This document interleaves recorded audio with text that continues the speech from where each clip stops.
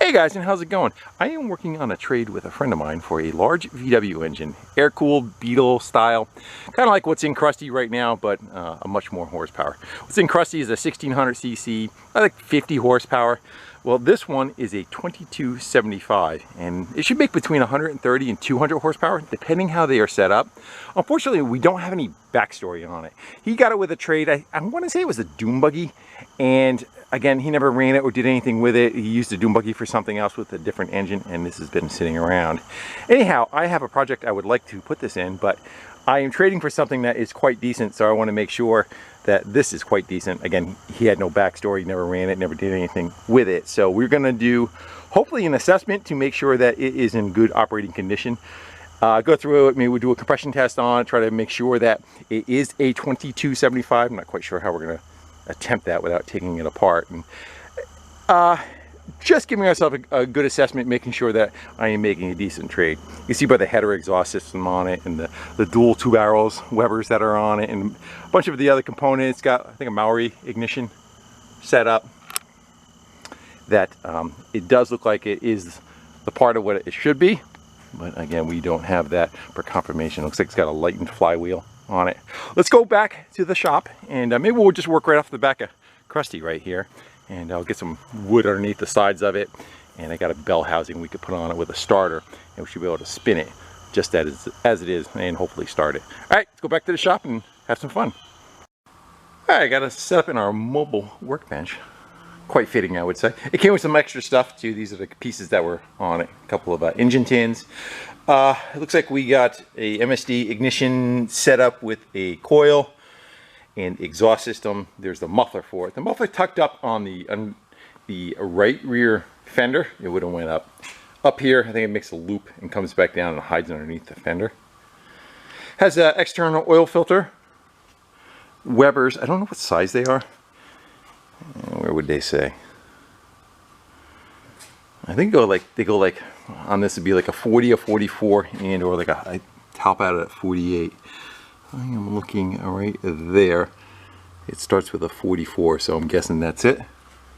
The case has no numbers at all, so it is either like a replacement case from the dealer, or I'm not quite sure. It does have the external bolt holes for it, so you can put it in a bus. A bus uses what's called a mustache bar, and is supported on top of being supported from the trans. It has a mustache bar that comes across and is supported further out on a bay window bus. So this engine can fit pretty much in anything. External breathers on the valve covers, and it looks like we got a lightened flywheel on the back that's been cut down. I think usually this is much beefier. This distance right here is almost straight up, minus the teeth. What kind of short condition that's in. All right, let's go. We got to find ourselves a bell housing. I have one. A bell housing that can go on here, and then we're going to go put a starter on that bell housing. It allows us the capacity to spin the engine. And we'll take the plugs out of it, and we will squirt a little bit of oil down each one of them just for, just in case any little bit of rust that's in there. And up in the land of engines should be, I think this is what we're looking for. A starter. What's that say? There's actually 2 of them here. Good 12 volt. And what's this one? 6 volt. Was I that fancy to have 2 of them? Look at that. All right, so we want that one. That starter may not be able to do what we need it to do, though. And this there with a couple of nuts and bolts on it. And this is just a cut down transmission. The green part right there, it's a bell housing of a trans. And a 6 volt, you wonder what's the difference. A 6 volt and 12 volt have a different size flywheel, so you can't use the same one. That's why there was 2 setups on them. I think one's a 180 and one's a 200 millimeter diameter of flywheel. Let's go a couple wrenches on that, and you'll get the plugs out of it.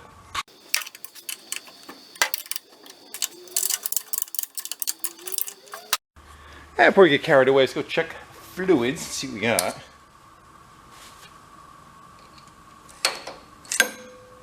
We got nothing. Maybe that the dipstick's too short.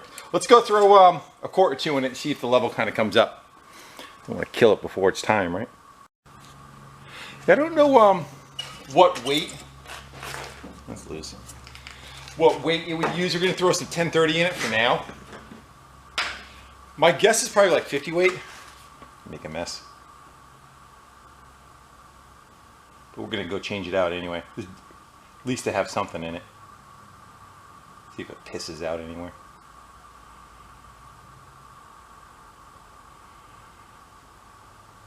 I'm going to go try that. See if that did anything worse.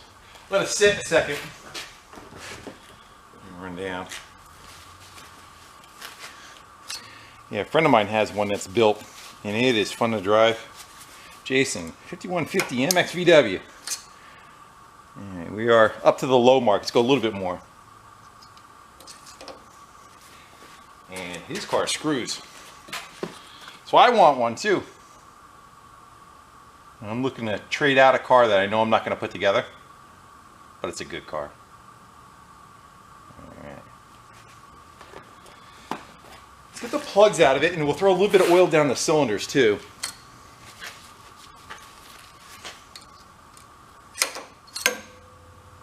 Yeah, we're halfway up now.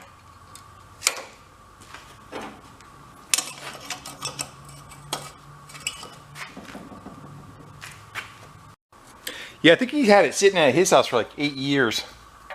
The plug boot ends are all rotted out. Let's go see what they look like. I don't think it's been run much because there's not or at least with this exhaust system on it, there's no soot coming out. Yeah. They've been lit once or twice.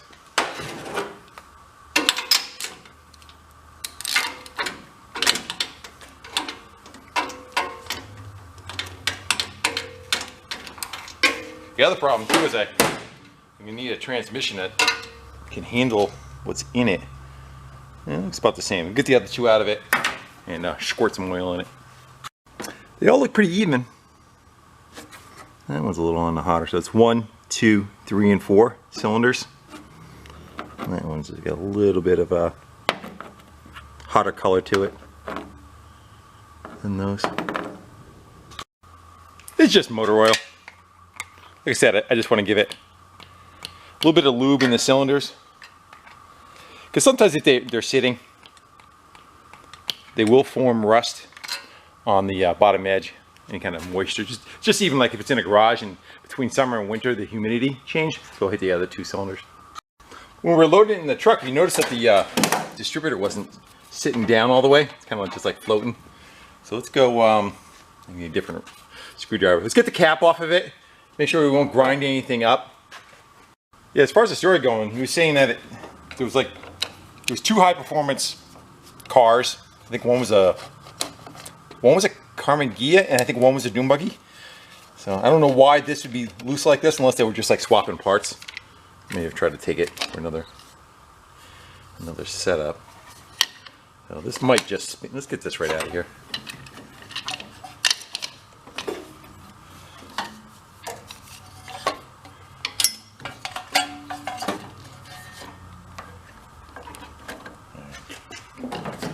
It's probably just going to spin on us. No, it's locked in. Let's yeah, so it's free. And it's locked in. Let's go see if we can get that. I just don't want that popping up and crapping out on anything. Alright, I got a jumper pack. Let's get a button wired up to the starter. Give it a spin. So the way these work, I'm trying to run it out of the car. This is the main power coming in. You can put a hot lead on it. And then ground anywhere. That's a good ground. I'm going to go with the bolt that's on the back. Let's go with that. Stay.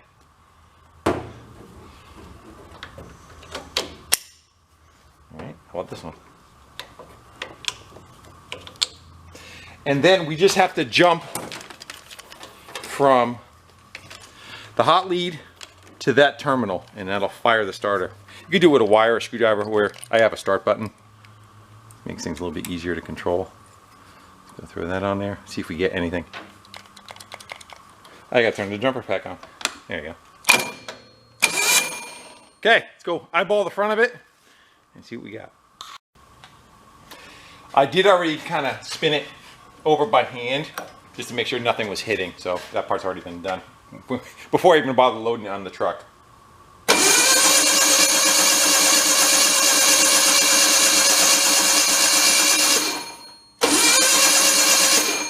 Let's pop the oil pressure switch out. I don't have any way to test oil pressure.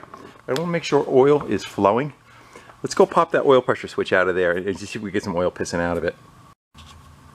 It may take a little while too, because this has an oil filter set up on it and we know it was low on oil for some reason. Not gonna work for us. Let's go. It's cheap. That's like, there we go.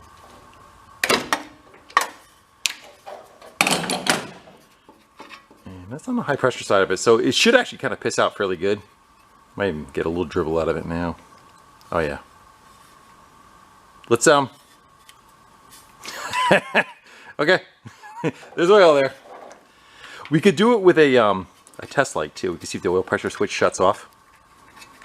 Let's go do that. Yeah. If it was a ship box motor, I wouldn't be that concerned about it, but this one's I want it around for a while. I don't want to make any mistakes. Yeah, so we're going to go hook a test light up to that. And what this switch does, when pressure builds up, it'll go and close the circuit. So it'll close to ground. So if I take a test light and I hook it to the hot on the jumper pack, it'll be lit up before we spin it. And as we spin it, the light should shut off. All right, so the other end of this test light is just hooked to the positive of the battery. So anywhere I touch metal, it should just light the light up. Doesn't really matter. Ground, I'm grounding the light out and it's making a circuit. So when I go to this switch, right now, this switch should be collapsed and grounding on the terminal, which it is. And then we go to crank it over, when pressure builds, we got a little spring loaded inside, it should open that circuit up and that light should go out. See what happens.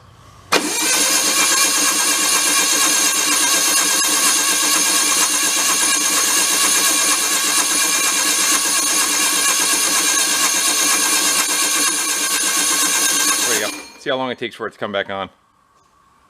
Good. All right, so we got oil pressure. That's a good thing. Let's go get a compression tester and see what we got for those numbers. For a good compression test, you need the either the carbs off of it or you got to hold it full throttle. Let's see if we can get something jammed in here. That work? So that the air can flow right through there. You're not restricting. You know, you're not putting your thumb over the intake. Let's go. Curious what this number, you know, I like to see 150. It can go higher. The problem is with going higher is the, you know, it'll make more horsepower, but it's going to require a higher octane fuel. And at some point, instead of spending, you know, $4 a gallon for fuel, you're spending $12 a gallon for fuel because you're trying to run, you know, CAM2. Calling to get it. Yeah. Somebody doesn't want to. She's a virgin. And we go find something better to get in there. You know what it is? The valves are so big. That's not a normal size width of a spark plug. That's like a motorcycle spark plug. But the valves must be so big. That's a norm. Let's see if that one will work for us. The right thread? Let's go find out.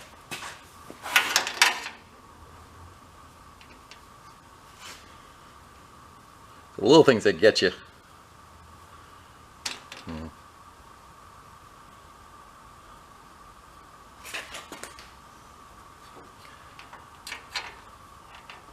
Nope. Let me go try to find the right fitting. I think I ran into this on a motorcycle. I ended up taking a motorcycle spark plug and welding a fitting onto it. That'll do it. As long as you have enough room to get the coupler on, that might be the issue. Okay, we're on number 1 cylinder. Place your bets. I'm going to say 160. That's not holding.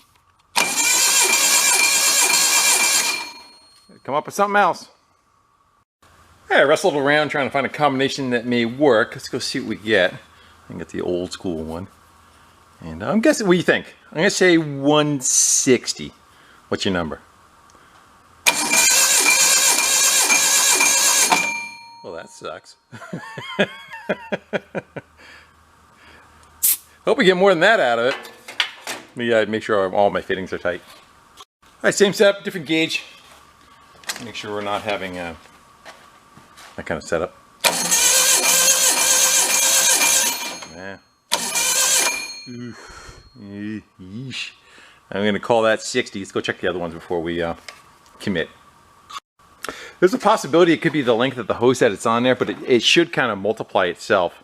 There's a check valve on the other end, so it should just kind of add to it.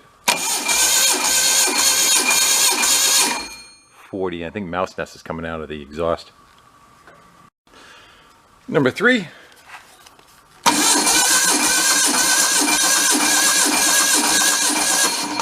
60. Let's try it again. Yeah, 60. And these cylinders have oil in them too, so. The last one. We get the valve covers off. We're going to see what it has for valves, and if they're tight or not. Plus, there could be a chance where they need to be seated a little bit. I don't know. I may take the compression tester and we'll put it on a known good engine and see what numbers we get. See if our setup is all right. Let's go try that. That's number 4. Yeah, that one's at like 65. Yeah. 65. All right, let's go on the other side. We'll pop the valve cover off and get an idea what we're running for. Running for drivetrain in there. The other part too, we'll put the plugs in it. This engine should be hard to turn over with that starter, so if this thing spins it, no problem, and we may have an issue. Let's get that valve cover off before we're condemning something though. And the thing that might be a problem is the length of that setup that we have. Well, that looks pretty damn new, that's for sure, which is nice. But let's bump it over and make sure we have some valve clearance. I don't know what these, normally it's like 6 thou. Sometimes these, they go much tighter. Let's go see what we got though. Let's go. That one's got to play. That one's got to play. So it's not like they were tight. That one's, yeah. None of the valves are tight. So I'm going to go try maybe a different reading setup. Also, the only other thing that's a little concerning is that will we get 40 on one cylinder, 40 or 50. Let's go look and see what we got.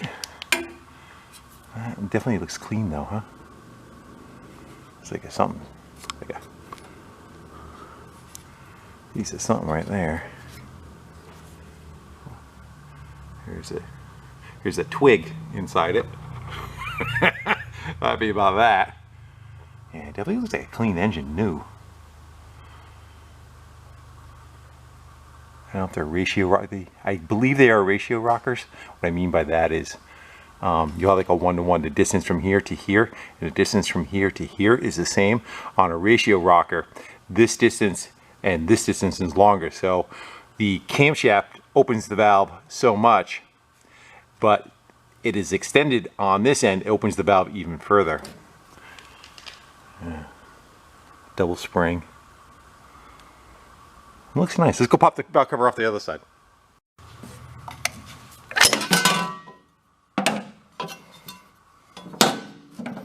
Everything looks good. Yeah, they got play where they're supposed to be. Nice. I'm going to try to come up with a better compression test. I have one that you hold on. You just kind of hold it in there, and it's got a very short distance. The problem is the tins are in the way. I don't know if we can probably get in there. This one has a notch in it. We might be able to cheat. See what I got. Yeah, normally, I don't think there's that much hose on it. I'm going to sure get that fitting off and see if that'll thread on there. Will it thread on there? I think that's a spark plug setup where this is like a pipe thread.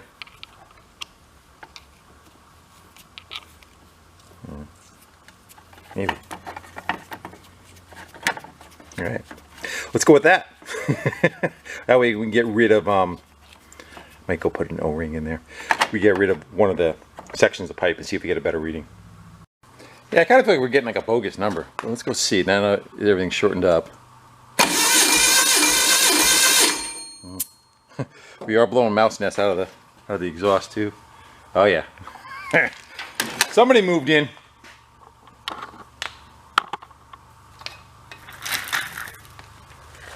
Yeah, no place to hide, huh? Like seeds are coming out of it.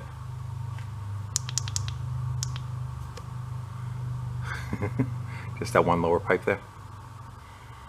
Looks like a good little condo for mice though, doesn't it?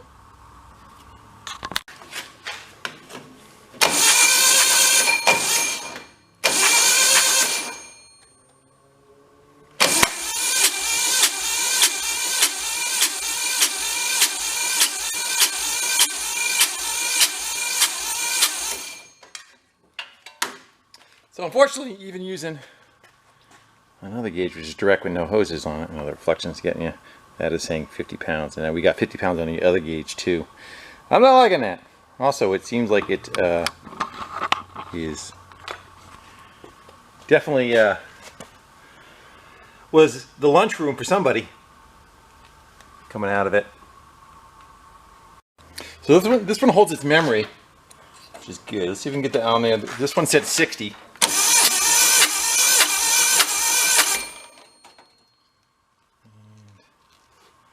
Yeah, it's like 65 pounds. I'll see if all the cylinders repeat, but it's starting to look like that's actually what the compression of the engine is, unfortunately.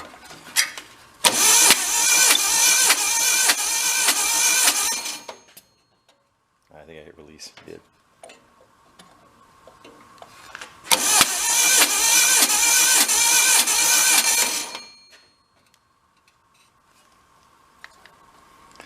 That one is showing 70. I wonder if this thing kind of runs a little bit and we should try to recheck it.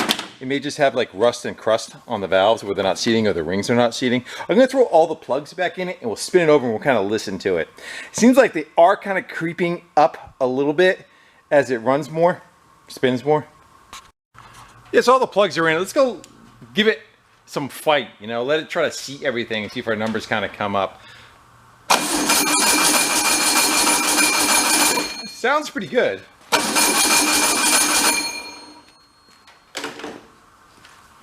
Sounds like it has better compression than what it does. I don't think there's enough of a nest that's inside of it to be causing, you know, the thumb over the exhaust side of things, but.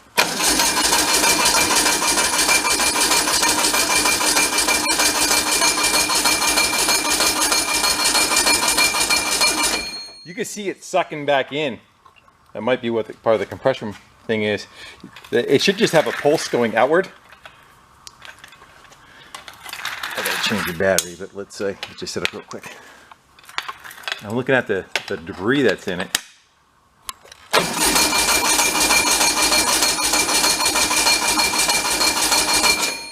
You see that bottom port down there? It's drawing in and pushing out, drawing in, pushing out. I wonder if the camshaft is out of whack. If it's in the wrong time, that would do that too.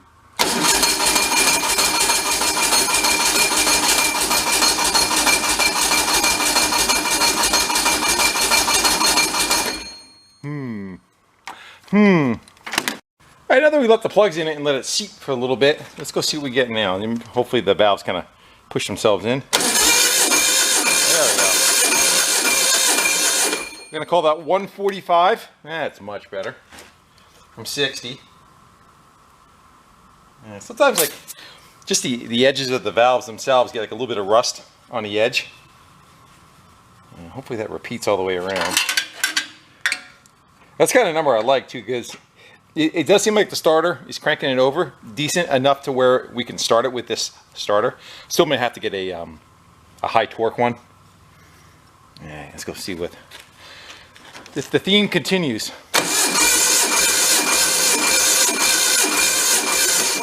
145.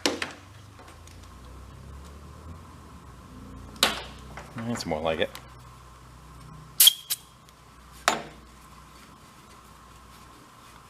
I'm questioning myself on the gauge there for a little bit. And we got this one so far. Number 3.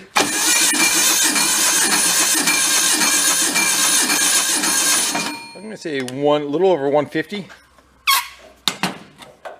If we fire it up too, they may even get a little bit better than that. But on a regular, just a regular 1600 on a fresh motor, it should be 150. That's when you get down to, once you get like below 100, it's getting pretty much done. And last but not least,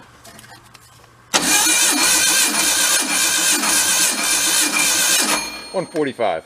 And they're all pretty close together, which is nice. Good. Let's go see what we can do. I'm trying to figure out how to make spark for this thing.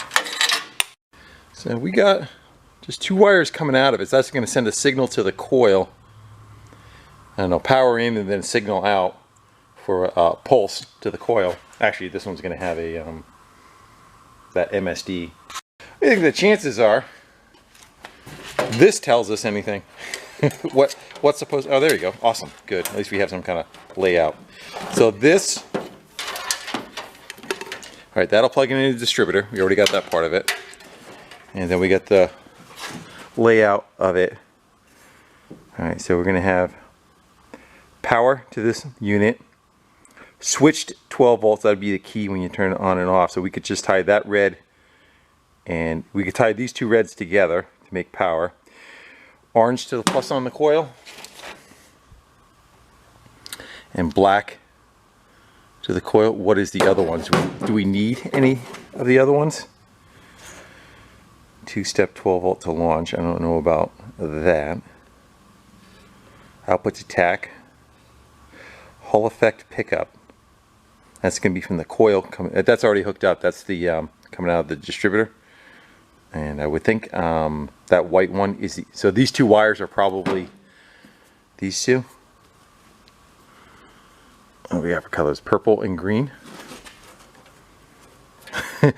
we have white and blue and whatever that is. All right, now we got magnetic pickup here. So I don't know on this leg what's going to happen with those, but let's go try doing the other ones. We'll set it all up, we'll run power to it, and we'll spin it. We'll see if we get any spark coming out of it. What can possibly go wrong? I don't have a coil wire. It fits that. I go find one. So we got a hook ground up. Where is the black lead coming out of it? And that should make everything live right here.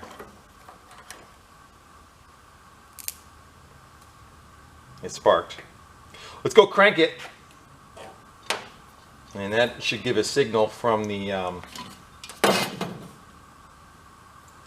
I should give it a signal from the distributor for that to arc. Shall we? Oh yeah. It arced for a second and then died. Oh, like that. So I think our ground wire just fell off the other end, so there's no ground to the system. Let's go try that again. I'm not holding that. There we go. That is some nice bright spark. Oh yeah. Good.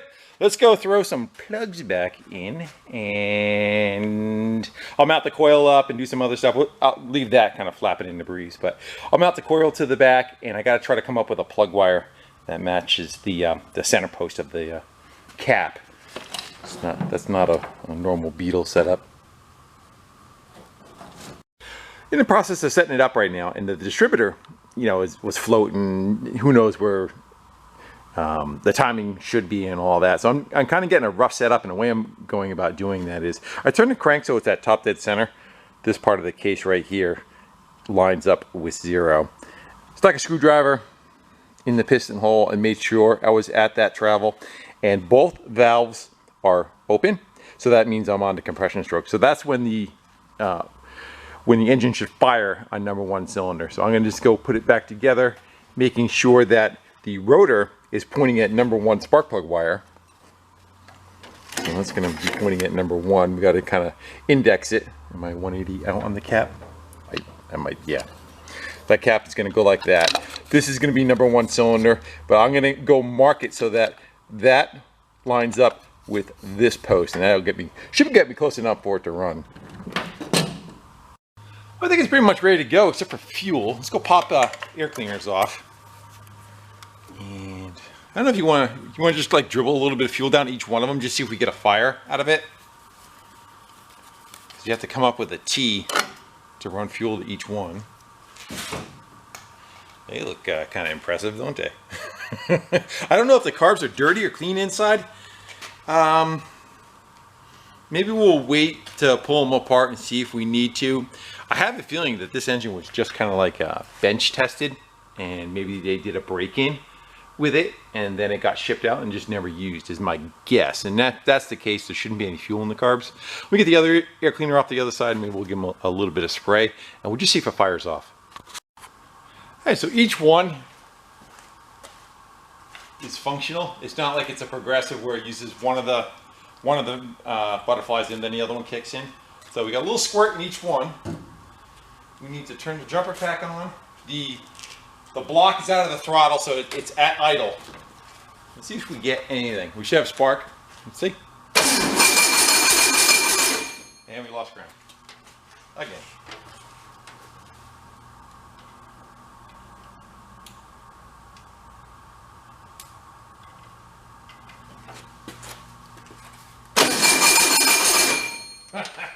Keeps happening. Let's go put that somewhere else. We can put that anywhere on the car. Yeah. Instead of the jumper lead.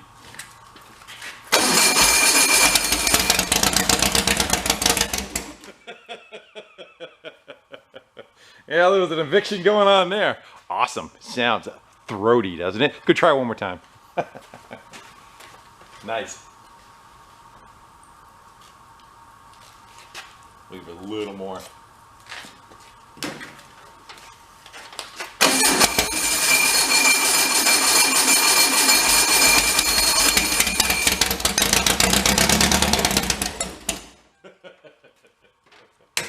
Yeah.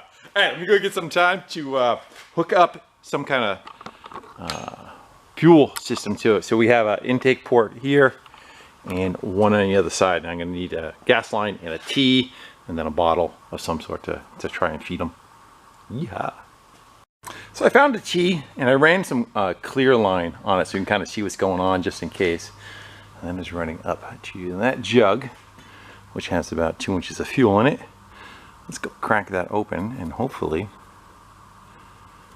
easy for you to say. All right. They do look like they are chugging along. There it goes up the other side.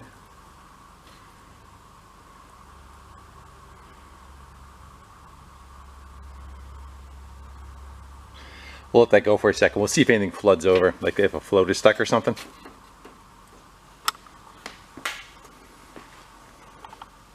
And at some point, it should stop flowing, meaning that they're full. Battery pack is off, so there's no juice right now. That one looks like it stopped. And that one looks like it stopped. You ready? I think we should probably give it maybe a little bit of a prime so it helps take off. What do you think? Yeah, let's just go give it a little bit. Pop you in the stand. We'll turn the power back on. And see what she does. Hey, you ready for contact?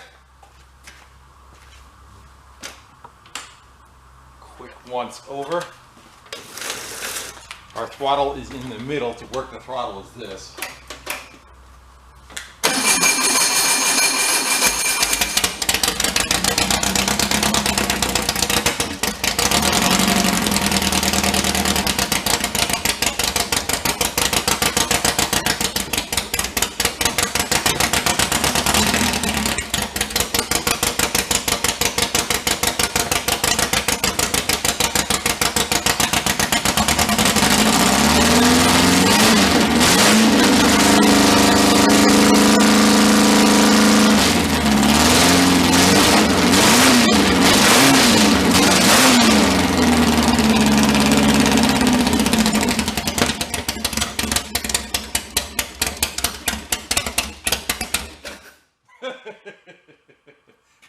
It doesn't have any chokes on it, so it's not going to want to do the idle part fairly well and use it for a while. And you know, the carbs could be dirty. It sounds awesome, doesn't it? And then the world's worst oil filter on it. But good. Let's. I'm gonna try to let it run for a little bit and let it warm up, just to see if there's anything going on with it. I'm not gonna get into adjusting carburetors and everything. It all depends. If they had fuel in them, they're gonna have issues. If not, you know, it may clear up as it runs a little bit, and you know, still need to be dialed in. Nice. This thing is an animal. And it's running you over here. We should have accelerator pumps that you give it a couple of shots and it goes. I think power is still on. Yes, it is. So let's go give her a.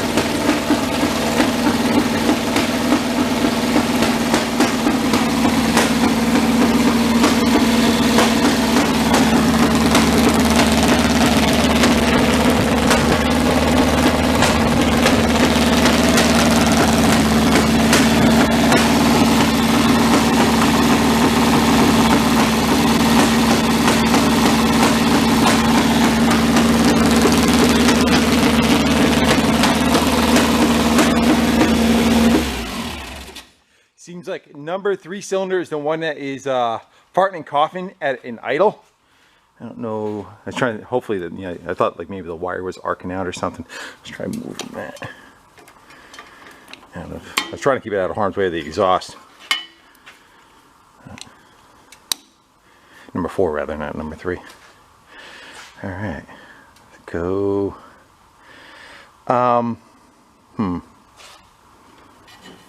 No, that's not good. Ooh, that's not good.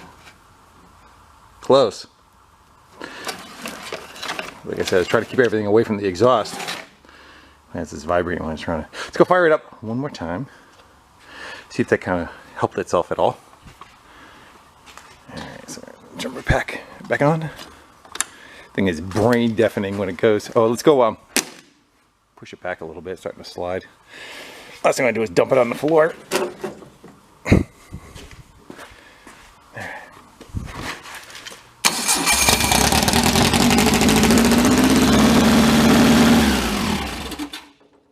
Something fell off. Probably lost a power wire. Yeah, the ground altogether. All right, let me get set up. We'll get you in the stand, and we'll come back.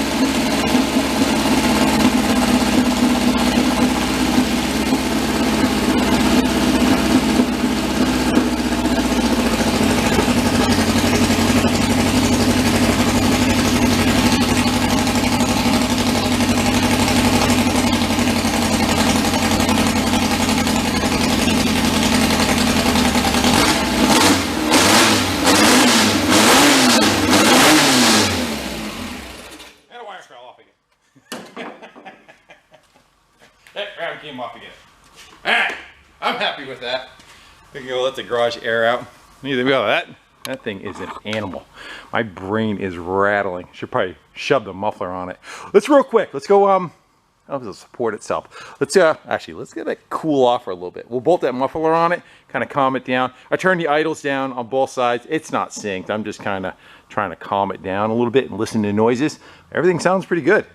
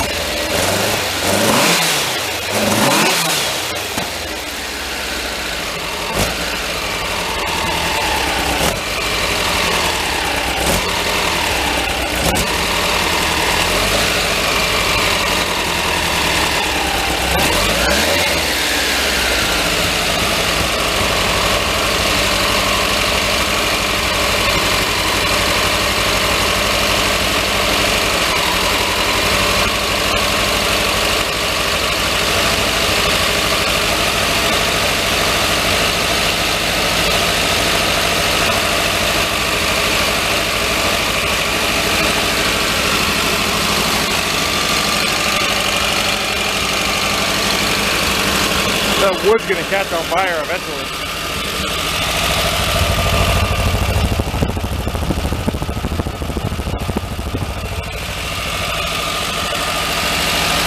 Get a test light for the oil pressure.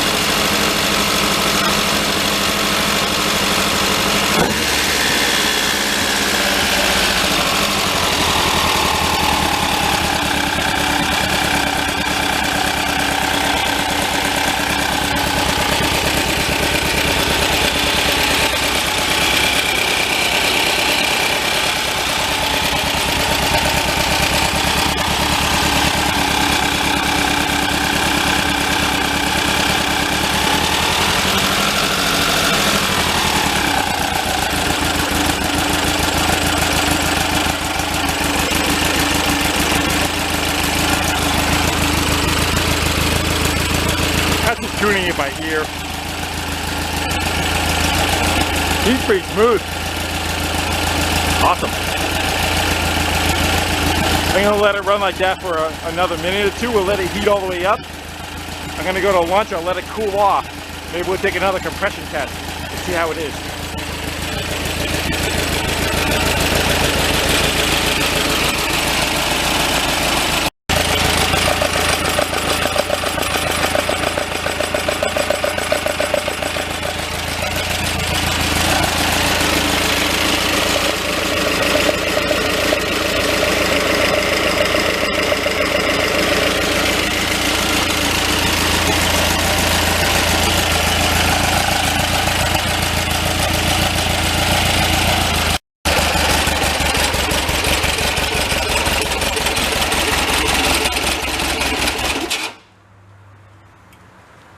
Hopefully it's running out of gas, I think.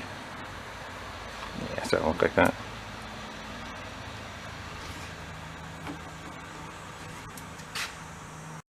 So this is the car that the engine is going to go in. I affectionately call it Fruity Pebbles.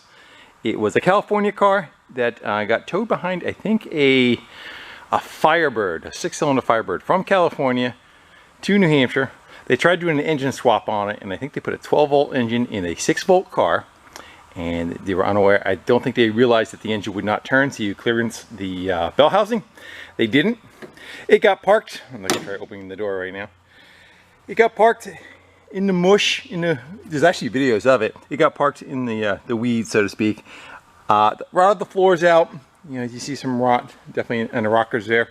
The front of the car is in amazing condition because it was a car, again, that was from California. And the front did not go down to the ground, but the ass end sure did. So this is the car I would like to put together with that engine and have it kind of a sleeper, because it looks the part. I'll go show you what we traded the engine for. Out in the sun, this is a 57, it was called an oval window Beetle, which is a smaller back window. Somebody started doing a restoration on it, put a bunch of metal work in it a long time ago. It needs everything still to be done. It doesn't have an engine in it. You know, again, metal work's been done, floors are good, heater channels are good. But it is definitely a labor of love to get this one put together, and I'm just not going to have the time to do it. It is a ragtop car, which is also a big plus as far as a desired car. But again, I have other things I would rather try to tackle than this car, and I'd rather have that big engine instead of this. So this is what the trade was for.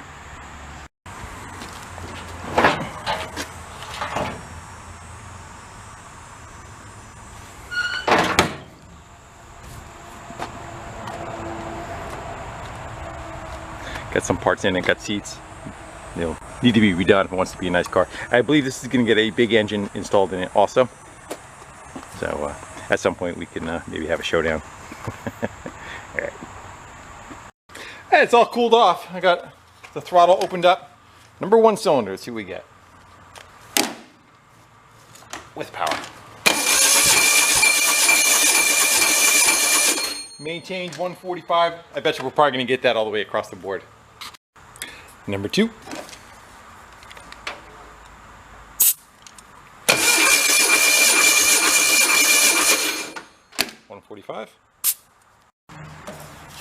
Number 3.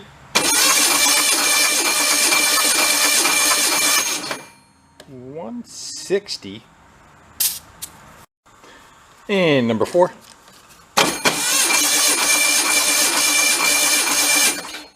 $145. Yeah, so I think the original problem was with the low compression. I think there was some rust on the exhaust valves, and they weren't closing all the way or taking a little while to close, because it was even like you could see the pulse was drawing back in when the piston was going down. It was sucking in through the exhaust. So I don't think they were closing off, and that was probably what the issue was. And as soon as we kind of ran it and put the plugs in it with some compression, it seated the valves, and that kind of went away. So I'm happy with it. It's a good little engine, and I'm glad for our trade.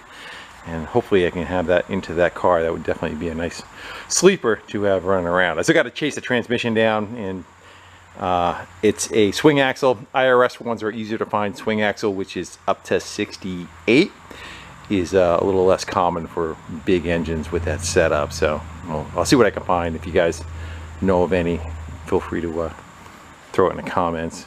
But I got to hunt that down before we can do any kind of install on it. And if not, we'll put it in crusty. That'll really be a sleeper. All right, guys, with that, I want to sign off and thank y'all for hanging out with me, burning some fumes, burning some brain cells with the exhaust, and having some fun. And until the next one, we'll try doing that again. See ya.